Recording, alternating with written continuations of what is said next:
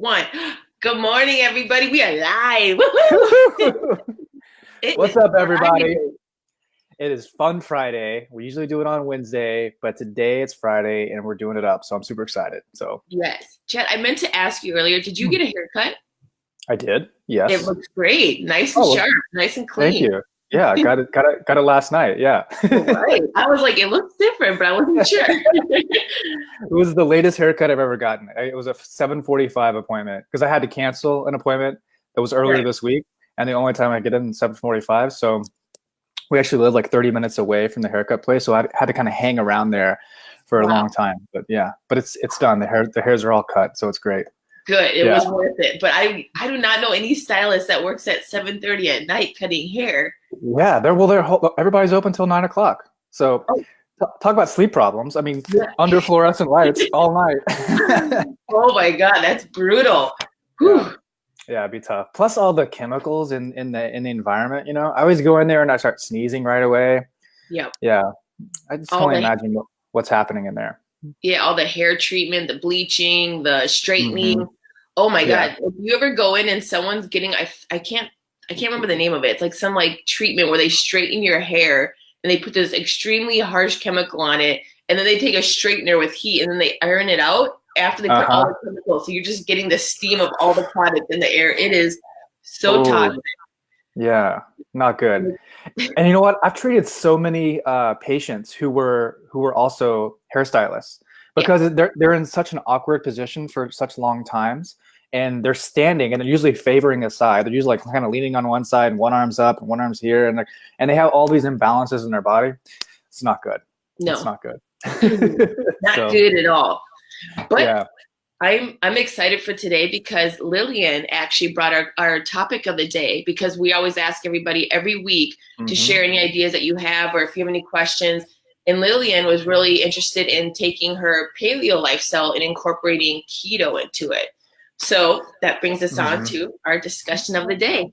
Yeah, that's a great discussion as we kind of merge our 30-day programs, you know, and because this whole thing started with paleo, and like I'd say 6-7 years ago, paleo was the main thing. Everybody was talking about paleo, and it did great things. It brought a lot of awareness to ancestral health and kind of what we're designed for, and mimicking that lifestyle pattern really, and then and helping us move away from non-real foods, right? So like toxic foods, fake sugar, and all that. And now keto is coming in, and I feel like keto is even surpassing paleo in terms of like how much attention it's getting. And you know, of course, we're trying to get people to doing keto in a healthier way, because there's definitely a way you could still do it and not pay attention to food quality and not really understand how your body's reacting to certain things without food awareness is what we're talking about. So it's a perfect time to talk about how to merge and blend paleo and keto, which is really when we'll get to this, is what we've been talking about the whole time, even with the paleo crowd, is steering them towards more of a low carb, whole food paleo type approach. It's the same thing as a keto thing. So we're going to kind of explain that. So again, what is paleo, right? So paleo is focusing on what we call quality of food, right? We're not necessarily paying attention to the macronutrients. So you could eat high carb or low carb on paleo, high fat, low fat, high protein, low protein. Doesn't matter as long as you're eating certain types of foods and not eating the other types of foods, right? So what types of foods is that? That's quality meats, you know, fish, chicken, beef, bison, eggs, things like that. Lots of vegetables, some fruit, little starch, no sugar. So no fake processed packaged foods, no grains, no legumes, no dairy. We want you to avoid sugar, all sugars, at least for the first 30 days, to really reset that sugar palate, you know, you have in your mouth. And with that, we're also trying to talk about the lifestyle patterns like sleep and stress, and aligning ourselves with the things we're supposed to do. So there's a lot to learn from paleo, right? But again, you could have high carb, low carb, anything, right?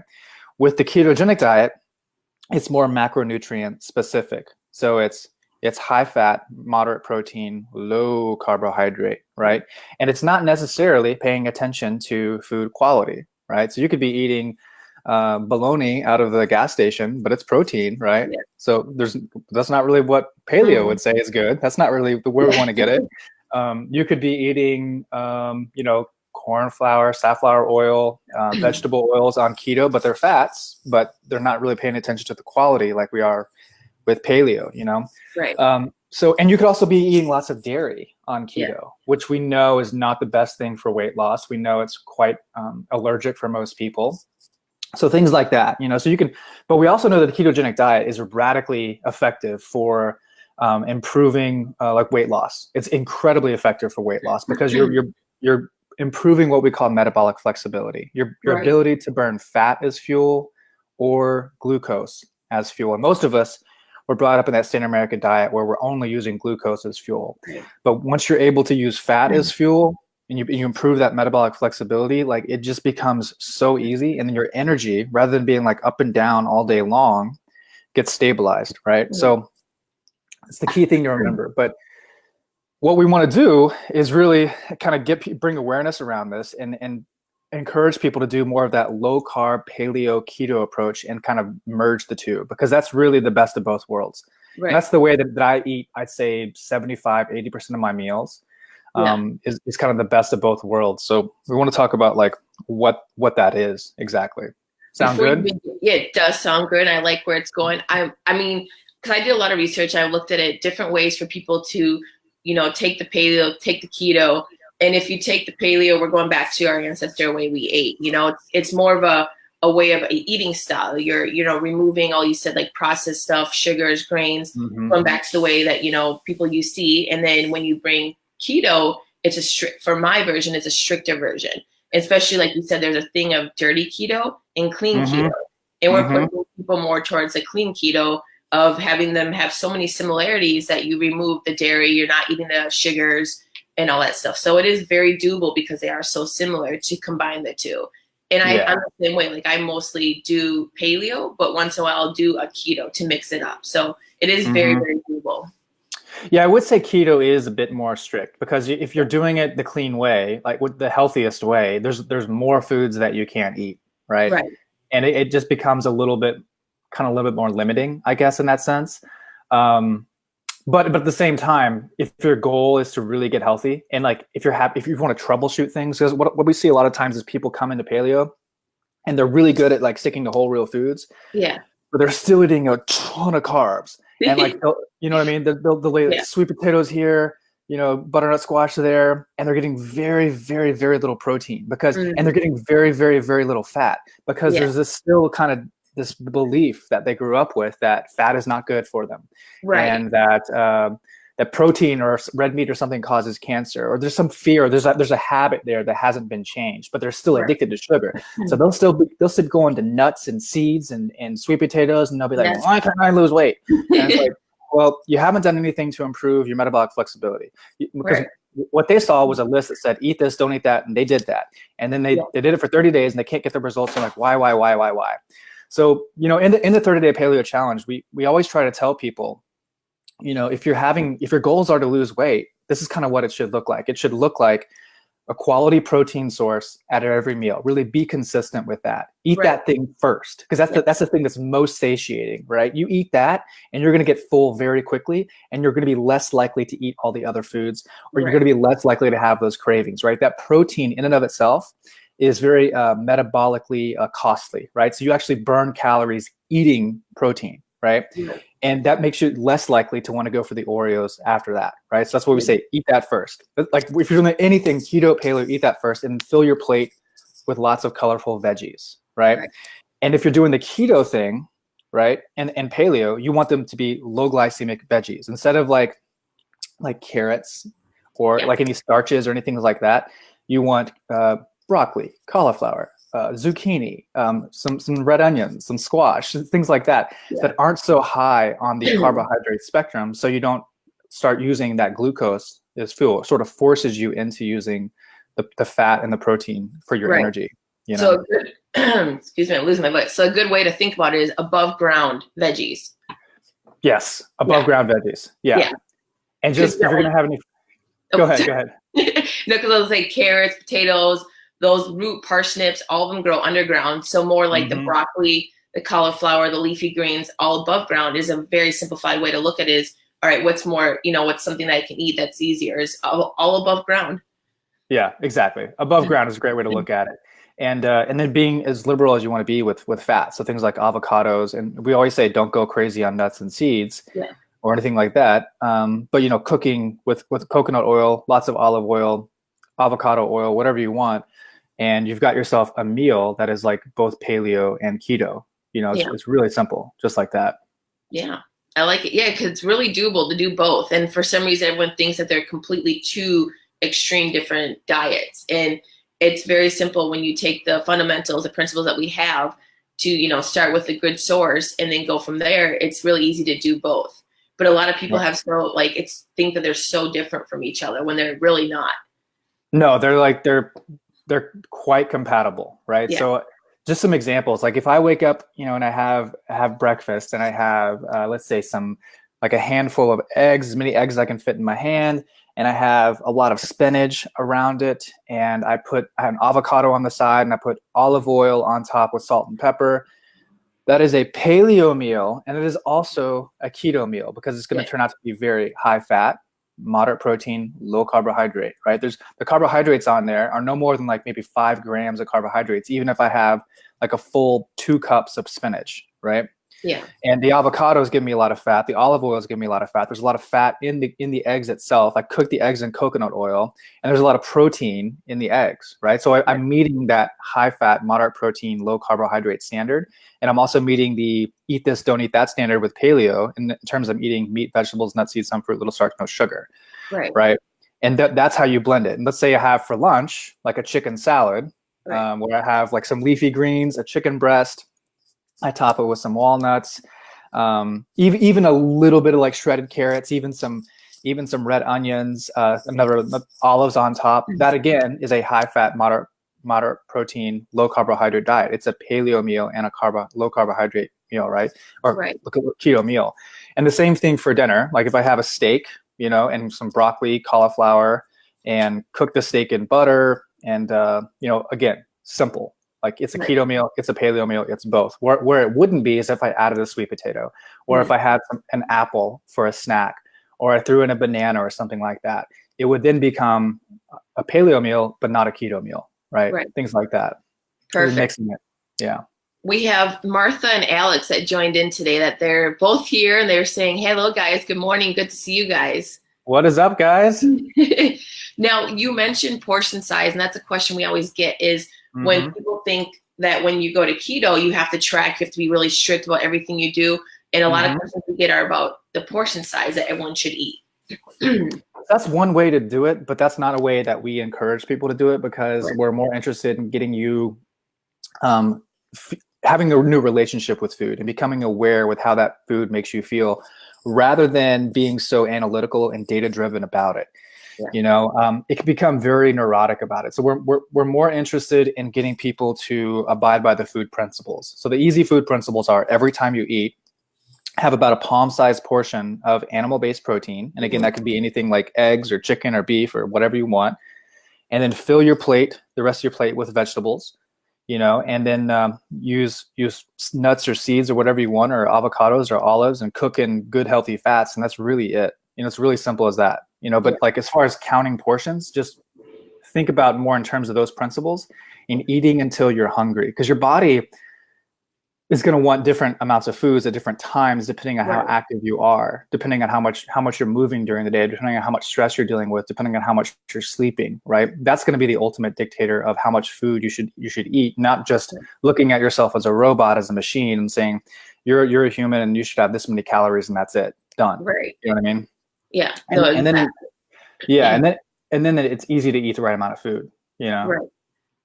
And then another good way, because I do the same thing, I eat the same way, is starting the day off with bulletproof coffee or bulletproof tea is a great way also to start your day. Because now I've been switching to tea, so I don't have the bulletproof coffee. I make it into bulletproof tea. Yeah, we've talked about that a lot too. Is one of the greatest tricks to like, I guess, hack your body into becoming more of a fat burner, is to start your day with protein and fat. So where we go wrong is we start the day with lots of sugar, like the classic American breakfast: orange juice, cereal, banana. It's carbs, carbs, carbs, no protein, no fat. And then we become addicted to using glucose as fuel, right? And that's how that consistent pattern over and over again, because we'll go for pasta, we'll go for bread and those things like that, right? We become sugar burners, and our energy is up and down all day long. Our blood sugar is up and down all day long. So if you start your day with fat and good quality proteins, and that could look like a bulletproof coffee with some collagen in there, maybe wait a little bit, have some eggs, that is going to help you really put your body in fat burning mode, where you're developing that metabolic flexibility, and your blood sugar is much more stable the rest of the day. Perfect. Yeah. And Martha, excuse me, Martha just shot us a question. She said, what else can I use for cooking besides coconut oil? I really don't like the taste. I mostly bake and grill crock pot it. So I would try, one of my favorites is avocado oil. It's an incredibly stable fat at super high heats, and it tastes great. And you can find that at most grocery stores. If not, you can definitely find it online, but just look for something that's, unrefined, organic. And that's one of my favorites for sure, is avocado oil. Yeah, I agree. I do that a lot. I love avocado. It's so good. Yeah. Perfect. Should I dive into our questions that we got? Yeah, let's do it. All right. So this one is from Angie. She said, sorry if this is mentioned in the material, but what is the serving size for protein? I'm always surprised when people share 2 proteins on a plate and fats. And is it safe to assume you can eat as many vegetables as you want? Yeah, it's a good question. Yeah, so again, you're thinking about a palm to two palm-sized portions of protein. And that's the kind of thing you want to eat first, again, because that's the most satiating thing that's going to help burn the calories that you need.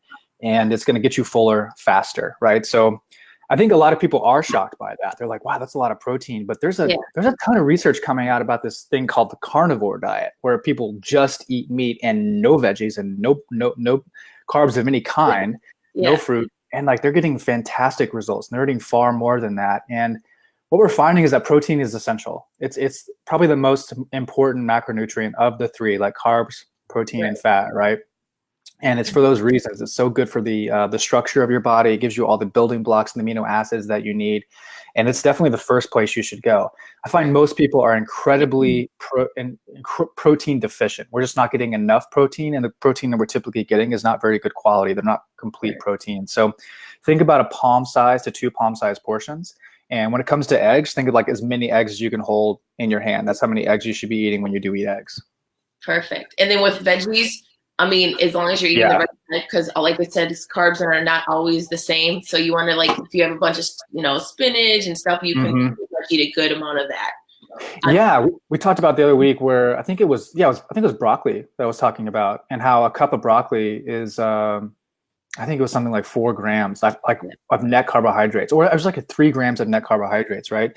So if you're doing the keto thing and you're trying to keep your total carbohydrates even under 20, like you're being very aggressive in terms of keeping it low, you could have 5 cups of broccoli a day and full plates of veggies every day. You can be fairly liberal with how many veggies you're eating, as long as you're keeping it on the lower glycemic side. Again, vegetables above the ground, not below the ground, like what you're talking about. Right. Perfect. Yeah. All right. Next question is from Lillian, the one that posted our topic of the day. She said, my big question is about possibility of combining keto and paleo, which we covered today. I'd like to add full milk back into my paleo system. Nothing big or daily, just maybe once or twice a week. Yeah. So again, what we recommend is kind of eliminate it first and to see, and then bring it back in, reintroduce it to see if you are reacting to dairy or not, And I'm glad she said whole milk, because she must have the awareness that whole milk and even raw milk is better than whole milk if you can find that. But the more fat, the more natural state that the milk is in, the better it's going to be.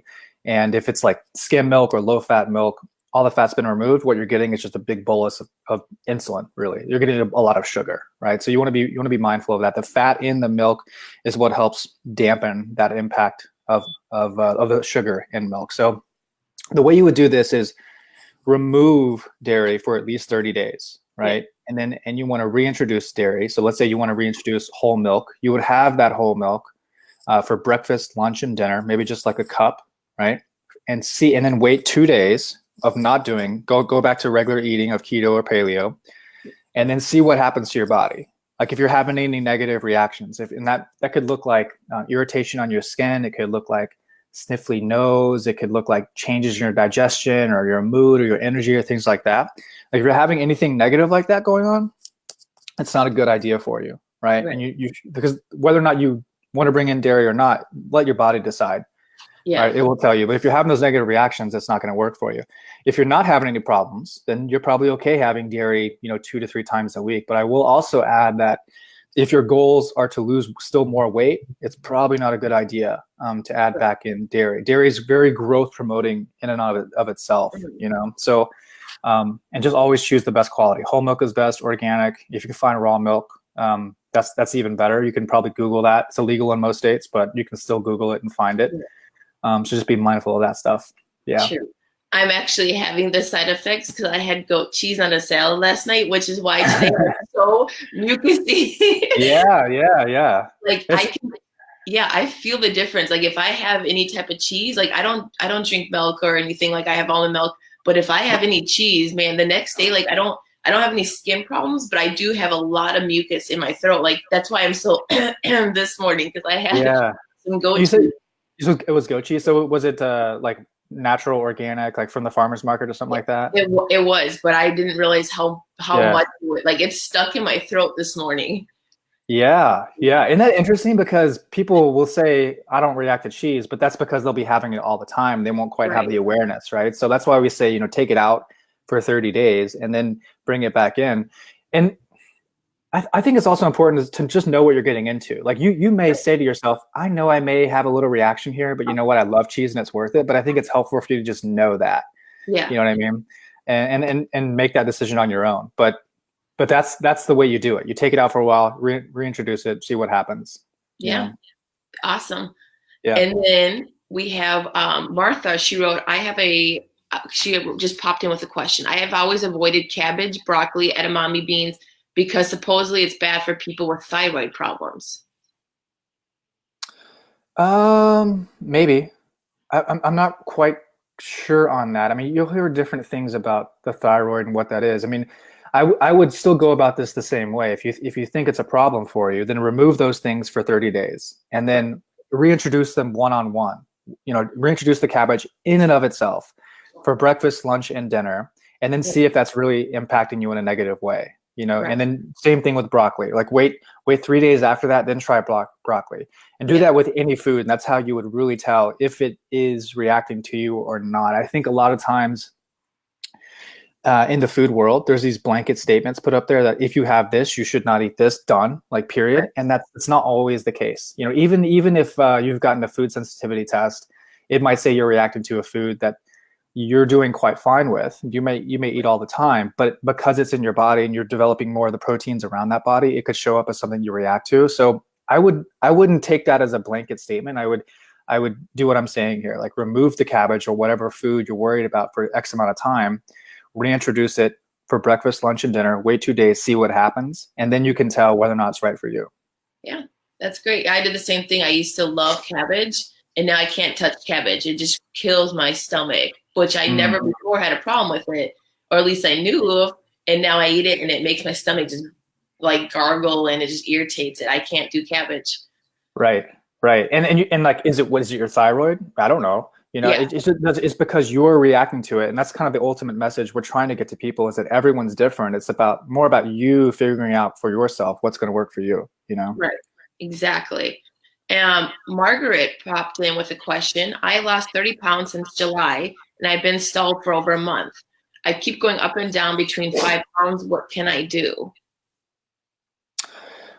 Well, so one thing I want to encourage people when they do this, like give us some context of what they've been eating, what they've been doing, and what, if anything, changed. Because it's hard for us to answer that question without knowing, like, well, what does the average meal look like? Or are you eating high carb, low carb, or are you doing paleo or keto? It's just tough for us to kind of give the context. So whenever people are stalled, I go back to those pillars of good health, right? Is the food you're eating whole, real food? And are you eating on the lower carb side? Are you being consistent with protein? Are you eating lots of vegetables and good fats? Yes or no? Are you drinking about half your body weight in ounces of water? Yes or no? Are you getting good quality sleep every night? Yes or no? Are you moving every day? Like, yes or no? And are you moving throughout the day rather than just going to exercise for 1 hour and calling it good and then sitting down the rest of the day? Like, are you getting up and moving every 30 to 45 minutes for like 5 minutes? Those are the places that we want to start. Another thing is, like, are you Or are you generally just having a lot of stress in your life? Are there a lot of things going on with like relationships or work or jobs or money or whatever like that? Yeah. Look at those things and like say, what's the one thing that stands out as the area where I most need to improve on, and then go from there, right? So that's kind of how you want to do it. But when it comes to eat, I guess the main question is, are you eating more on that lower carb side? Right. That would be the thing I would want to know. Perfect. Yeah. All right. Thank you for that. And then Alex did right. In what order should food be eaten from the plate? Yeah, that's a great question. So that's something I also talked about first, is I always recommend people eat the protein first. If you're having any animal-based protein, eat that first, because that's the thing that's going to fill you up the quickest and make you less likely to eat any foods that you don't need to eat because you're already full. It's the one that's going to provide the foundation. So take care of the foundation first. It's the one that burns the most calories in your body. It, gets your brain lit up. So go for that first, then eat your vegetables second. And I would say any of the sweeter, starchy carbohydrates, if you're doing that, then eat that last. Make that kind of like your dessert, right? Perfect. And then the last question is from Karen. She says, cassava flour was okay to use on paleo, but it is not mentioned in keto. Can it be used? I make cauliflower gnocchi with it. Yeah. Gnocchi. My pronunciation. So cassava flour is one of the more higher carbohydrate flours, right? So and really, I would encourage people, whether they're on the keto or paleo, for the first 30 days to avoid all of those flours. But of those natural flours, cassava flour is one of the flours that is higher in carbohydrates. So you'd be better off choosing something like almond flour if you're doing that. But yeah, so it's not necessarily ideal for keto. You'd be better off using almond flour for that. But like, again, be careful with the almond flours if your goals are weight loss, right? Yeah. Perfect. That's all the questions. Damn! All right. That was a fantastic Friday. Awesome. Yeah. Well, we'll be around, answering these questions. But yeah, looks like we have some good amount of viewers today. But thank you guys for coming in, and feel free to write any questions you want right here, and we'll be happy to answer them. Yes, and let us know if you have a topic that we can discuss, because we're always looking for topics of the week. All right, guys. All right. Have a good week, guys. Okay. Bye-bye. Or weekend. I forgot. It's the weekend. That's right. All right. Take care. Bye-bye. Bye-bye.